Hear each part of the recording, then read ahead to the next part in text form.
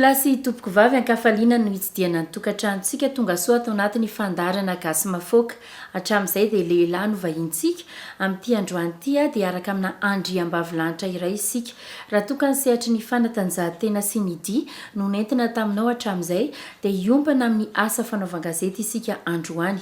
Patricia nirina izy dia mpanao gazety vehivavy amina gazety mpiseho isan'andro eto Andrenivohitra. Isan'ny nahazo voalohany tamin'ny fifananana karakarain'ny UNICEF Patricia nirina iza marina moa ity andriam-bavilanitra ity manahoana izany asa fanaovan-gazety izany.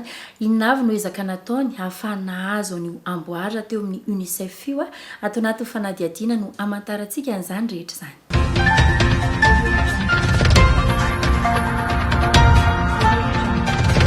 Izy no Patricia nirina na Ipaty, mpanao gazety eo amin'ny La Vérité. Iraika ambin'ny 10 taona zao ny asany tao amin'io gazety an-tsoratra io. Ny resaka sosialy, ny vehivavy sy ny ankizy no lohahevitra manavana anazy, ka izay no nahatonga azy manoratra ao anatin'ny rubrika société. Nandritra ny fepotona ny asany dia efa indroa Ipaty no nahazo amboara avy amin'ny UNICEF. Ary tamin'ity taona 2024 ity dia mbola izy ihany no mibata ny trophée meilleur article de presse écrite. Nazahoako ny amboara io tamin'ny volana marsa sy 2024 teo tao anatin'ny fanamariana ny 30 taonan'ny convention sur les droits des enfants karakaran'ny UNICEF ny fifaninanana io. Fifaninanana ny sokatra ho ampanao gazety rehetra izy io dia nizara telo hoe ho an'ny gazety, ho an'ny radio, ho an'ny télé. Dia izaho moa tsy vao voalohany indray anjara tamina concours ohatran'io fa satria izaho tena misy engagement amin'ny resaka hoe momba ny ankizy sy ny vehivavy. Dia ny thème ny fidiko tamin'io dia resaka hoe ny fiarovana ny ankizy manoloana ny fianaky ny internet amin'izao fotoana. Satria maro ihany ny ankizy hoe tena hoe mbola kely dia efa mandeha manao an'ilay internet, Facebook, misurfa. Misy ary ankizy vao 12 taona. Tao anatin'ilay article nisoratako izao, dossier moa izany izy, dossier 2 page.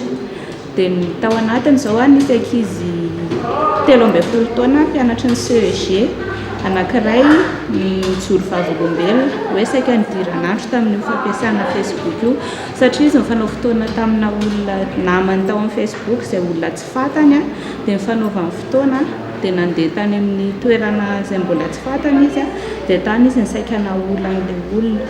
Fa raha tsy nahay-nitsoaka izany izy tamin'io dia mety hoe vita ny aminy. Dia tao anatin'izay moa izy nanafatra ny ankizy namany hoe reto raha ohatra ka mbola misy, raha ohatra ka olona tsy fantatra ireo dia aza ekena ny fanaovana fotoana aminazy ohatr'izany. Izay zany tena hoe nifantoka tamin'izay zany ilay fanadihadiana nataoko io. Tsy mora ny nanao an'ilay fanadihadiana satria teo amin'ny 2 volana 2 volana teo no manana anazy, satria ilay izy tsy maintsy mila olona maro no anadihadiana ao anatiny ankoatran'ilay ankizy mijoro vavolombelona. Ny ankizy resantsika eto moa izany dia hoe latsaky ny 12 taona. Ankoatran'ilay ankizy mijoro vavolombelona dia tsy maintsy niresaka momba ny pôlisy misahana zaza-tsampitaona mikasika ny hoe inona avy ny efa dingana vita Madagasikara amin'ny fiarovana an'ilay ankizy amin'ny manoloana ny fianak'ny internet amin'izao fotoana. Dia nanontany psychologue anankiray koa hoe inona fiarovana tsara ho an'ilay ankizy manoloana an'ilay fianak'ny internet. Ny fahazahoan'i Patricia ity amboara ity dia nisy fiantraikany tsara teo anivon'ny toeram-piasany. Lasa te hivoatra ihany koa ireo mpiara-miasa aminy ka raikitra amin'ny fifaninanana anatin'ny orinasa. Eo amin'ny sehatra ara-barotra indray dia ny tombony isan'ny gazety natonta vokatry ny lahatsoratra nosoratany Paty. Renim-pianakaviana manambady mpanao gazety izay mpiara-miasa aminy ihany Patricia. Mananjanaka mianada dia ikanto sy najimi. Toy ny vehivavy miasa rehetra dia tsy maintsy mandrindra ny asa sy ny fiainatokantrano ny tenany. Ny mpanao gazety raha teo raha malala fa mandeha mission matetika tsy maintsy mitrandraka vaovao. Ny ankizy moa izany mianatra dia rehefa mianatra zareo dia tsy afaka hoentina, fa rehefa vakansa kosa zareo dia afaka hoentina. Indrindra raha arakaraky ny organisme mitondra amin'ilay mission any amin'ny faritany. Dia matetika izany izy mijanona atao trano dia ny dada no mikarakara anazy na misy miaraka Mpanao miaraka amin'ny bebe sy dadabe. Dia rehefa tsapa ihany fa abangana hoe tsy eo neny rehefa rehefa mandeha matetika fa nefa ny ezahana kosa mba hoe ho fenona le banga rehefa tonga ny eny mba manokana fotoana betsaka iarahana amin'ny zanaka dia iarahana amin'ny vady mba manao fivoahana kely entre ny mpianakavy ohatr'izay.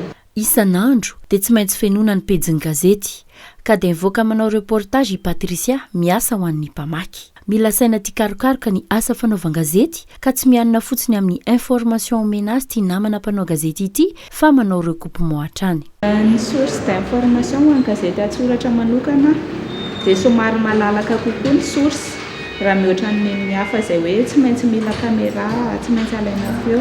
Ny gazety atsoratra izany afaka atao hoe source anonyme tsy tononona anarana dia amin'iny le olona samy miteny kokoa, samy laza marina kokoa izy satria hoe tsy ho tenenina hoe izy le miteny io.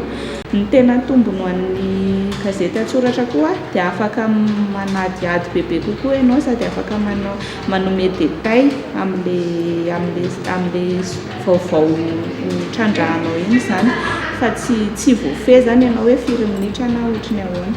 Misy fotoana aza i Patricia makatoro hevitra mihitsy amin'ireo mpiara-miasa aminy mba hatomombana tsara ny vaovao izay soratany ho an'ny mpamaky gazety. Tena tadidiko ohatra zao hoe zaky mila miantso any Anina mbola tsy voanjoko foana sao dia manana numéro any Anina fa zanky ianao an'izao zao sujet-ako intéressant ve le izy dia maleo moa zay raha ohatra ny hoe manana an'le contact dia tenany tia misy an'izao na hoe Anina atsona fa izy mety mamaly amin'izay. Na dia eo aza ny adidy amin'ny tokantrano sy ny asa fivelomana dia tsy adin'ny patiny manokana fotoana ho an'ny tenany. Eo ihany koa ny fiarahany amin'ny namana mpiara-miasa. 3 taona zay sy patiny ara-niasa mifankafantatra dia patia olona tsotra tena farak'izay tsotra aloha dia olona be resaka dia be vanidika koa atao ampiasana zay ohatra hoe rehefa tonga samy tonga amin'ny 2 na amin'ny 3 iny dia misy an'izany hoe tsy mahavita miasa aloha raha tsy amin'ny 5 fa eo dia miresaka dia mivanidika eo dia izy koa tia lamaody be mihitsy dia efa mahita sarina akanjo tsara ao anaty Facebook na hitany quelque pahatany dia atsony loha ianao jerevy nge ty dia eo aloha eo taraiky eo fa en général zany mbola tsy nanana olana mihitsy izahay sisa nandritra izay 3 taona izay.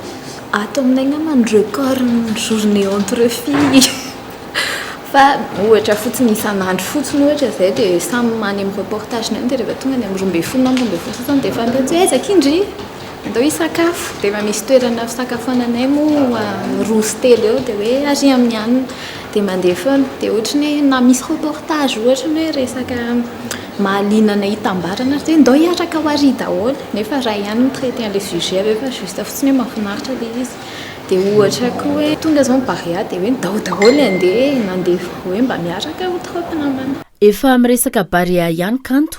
Isan'ny fahatsiarovana tsara na afinaritra ny Patricia ny nandehanana ny tany Egypta nandritra ny kana 2024 iny. Souvenir voaingana indrindra ny ainako zao nafinaritra anahy nisy olona anankiray afa-po tamin'ny asako dia naniantoka anahy izy tamin'ny fandehanana tany Egypta. Tsy amin'ny mampanao gazety anahy zany nandehanako tany Egypta hoe hanao couverture an'ilay 8e de finale tamin'ny Madagascar fa no nifankasitrahan'ny asako manokana dia niatoa ny diako nandeha tany Egypta. Dia izay zao tena hoe nafinaritra anahy hoe tsy hoe ay ve ny asanao zany misy mamaky foana dia misy mijery dia ilay olona rehefa makasitraka ny asanao izy dia asehony amin'ny fomba tseritreretinao ilay fankasitrahany iny. Ankoatra ny mahafinaritra dia misy ihany koa ny lafiratsy ny asa fanaovan-gazety ary betsaka ny riska indrindra moa ho an'ny vehivavy. Ho an'ny mpanao gazety atsoratra matetika mirava valina.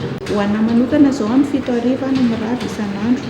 Mbola tsy alina loatra zany raha mihoatra ny sasany hoe amin'ny 10 alina fa amin'ny 7 mirava io tsy voatery hoe hiantehatra amin'ny fiara atao am-piasana vao mandeha mody fa za ihany mitady fomba hodiako. Any Tosy miala tia tamena mandeha mody any Tosy nisy fotoana indroa efa saika voaendaka tao anatin'izay fa no fitain'Andriamanitra moa dia tsy naninona ihany.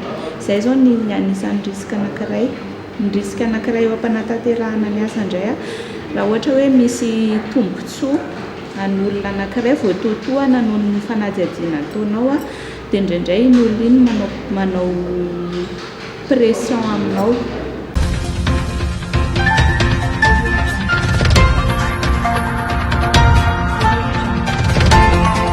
Ny asa fanaovan-gazety a tena hita tena tsapa tokoa hoe betsaka ny ankizy miditra amin'ilay izy amin'izao dia ilay ankizy miditra amin'ilay izy nefa ny tsy hoe ny fitiavany manokana an'ilay asa ny idirany amin'ilay izy a fa mety hoe eny hoe misy fandehanana any faritra foana misy fandehanana any ivelany ilay asa fanaovan-gazety dia mety hoe ny tombontsoany manokana ny idirany amin'ilay izy a kanefa ny rehefa izay no mibahanao an-tsainao dia tsy ho professionnel amin'ilay asa mihitsy ianao fa lasa baikony ny tombontsoanao manokana ianao nefa ny asa fanaovan-gazety fanompoana amin'ny mpamaky sy ny mpijery ilay izy passion ny idirana amin'ilay izy a fa tsy noho ny vola mitovy amin'ny asa fampianarana sy ny asa mampitandrina ihany izany ilay izy dia mba ho tonga ho matianina amin'ilay asa fanaovan-gazety indray a dia mila mitady sehatra anankiray tena hoe voafehanao ianao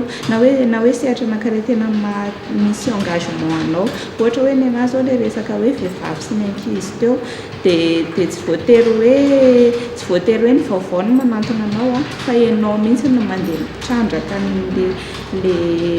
le sehatra mba hitanao ny tena marina satria ianao raha hiandry fotsiny eo dia tsy ho azo nyonona mihitsy.